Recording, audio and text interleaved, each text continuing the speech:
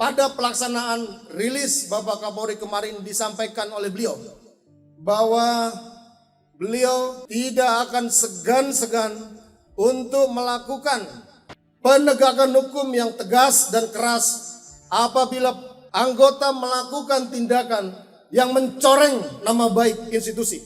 Saya implementasikan itu dengan melaksanakan proses penyelidikan dan penegakan aturan secara objektif, khusus pelanggaran-pelanggaran masalah narkoba, asusila terhadap perempuan dan anak, atau perbuatan-perbuatan pidana yang bisa mencoreng nama baik institusi.